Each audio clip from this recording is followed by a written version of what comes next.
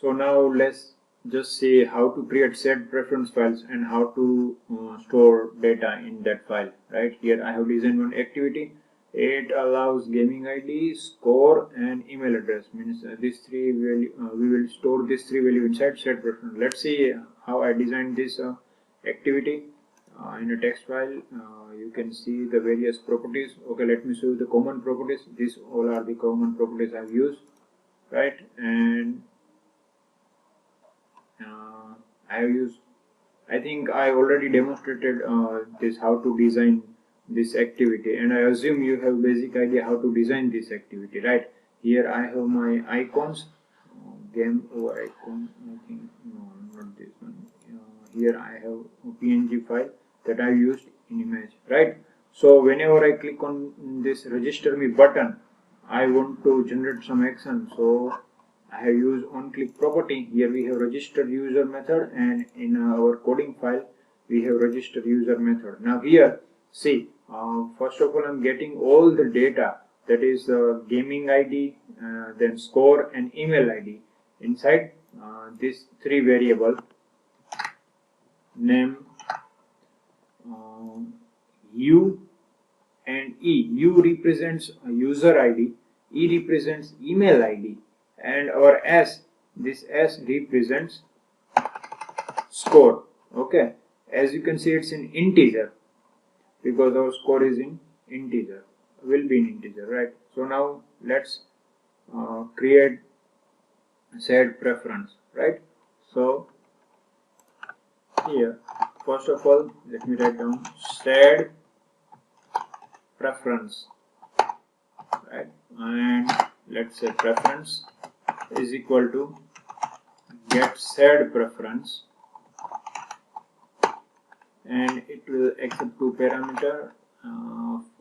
Means we have to pass two argument. First argument will be preference file name, so that will be, let's say, MyPref. Okay, let's say MyPref, and comma. Second argument will be the mode, so let's say mode underscore private, okay, which is the private to this activity. You can keep it to public,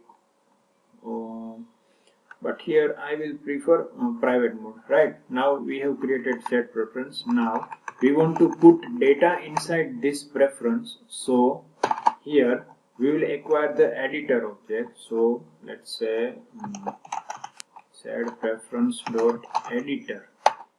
Let's say editor is equal to editor, or you can keep it to edit is equal to our preference name, here preferences, right? So I will write preferences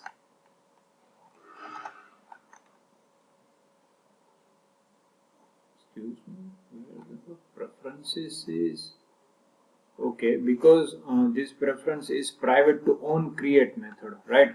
So it is not readable in another method. So let me just declare this preference outside the onCreate method, so it can be accessible throughout the class, right? So let me write down preferences. Now preferences, right? Then edit. This edit method will allow you to edit the preference, right? Now we have editor object. Now we will put the value. So we have edit. Edit means our editor object. Okay, edit dot. We have various put XXX methods, that is put boolean, put float, put integer. We can put a kind of data. Let me put string data, and of course value will be in key value form, right? So key will be user ID, and our user ID value will be in U, right? Then let me put score.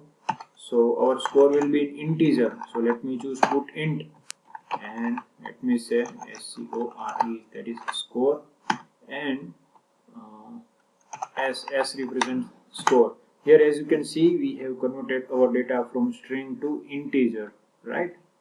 And now let me put our our email address. So put again string, and let me write down email, and our email will be in e variable, right? So this way we can put such values. Now don't miss to use apply or a commit method, right? Otherwise our data will not be saved. See, so we'll use edit.commit. So our changes will be permanent. So now let me run this activity. So now let's just enter game ID, say void, and score, say 5, and let's email Vyas@void.com. See, and let's just register. Okay, now how to ensure that our data is entered? See, I have not given any toast message, right? Toast must be there. But let's see, let's explore the device file explorer, and let's find what's happening. Oh my, let's find data folder. So here we have data. Inside data we have data. Then we have to look for our application package, and that is first step, right? So we will find the first app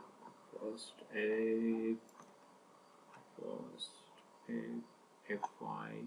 Here we have first step, and we have shared preference. As you can see, my shared preference file over here has been created, and you can check the time and date. Now just let open it, and as you can see here we have my user ID, email, and as you can see integer value is also there, 5, right?